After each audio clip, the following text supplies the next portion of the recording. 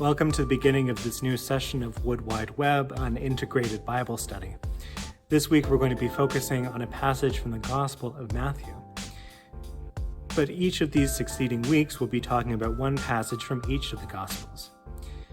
The way that I chose them is that these passages are unique to the particular Gospel we'll be reading, as in they do not appear in any of the other Gospels, or they don't appear in a way that is overly similar. A lot of the Gospels have similar stories, or track in similar ways.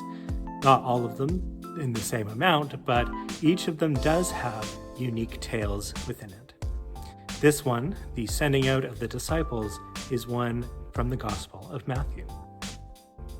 This passage is essentially Jesus explaining the role of the disciples, to go do the things that Jesus did, empowered with the Spirit that Jesus gave to them.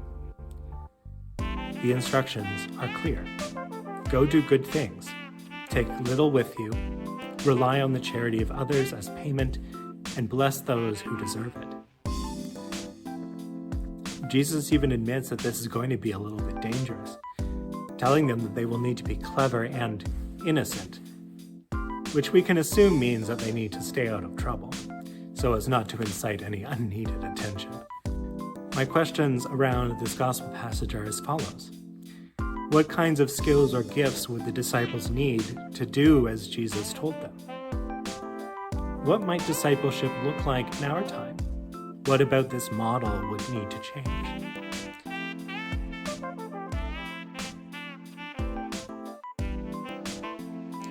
In this song, Diamonds, Sam Smith is pretty obviously talking about an ex-partner, establishing that the partner was more concerned with money and possessions than with the love that was in the relationship, as compared to Smith, who was more concerned about the love.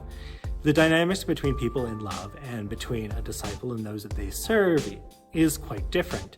But I also think that the commitment to service that Jesus asks of his disciples is similar to that of what Sam Smith and their partner would have. So perhaps we should take the emotion that's in this song seriously. If we envision James, John, or Andrew, or whoever else, directing this song on a person that they have come to help who has let them down. Does the preciousness of the possessions that had been given up by the disciples matter? Smith wants us to understand that their commitment is because it is diamonds that they are leaving behind.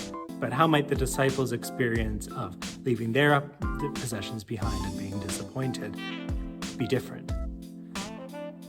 Can you make anything of the line in the chorus, "When you're not here, I can't breathe," that works for this comparison that we're trying to make? What kind of person might the disciples be speaking to?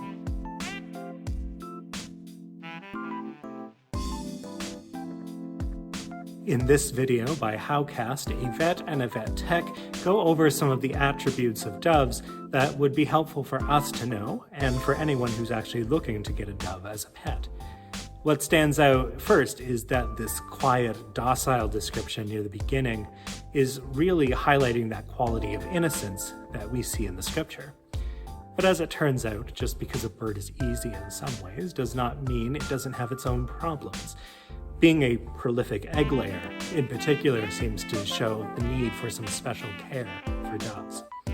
In order to survive as their innocent selves and create as they are designed to do, they need to be properly cared for. What are the disciples laying in the communities that they visit?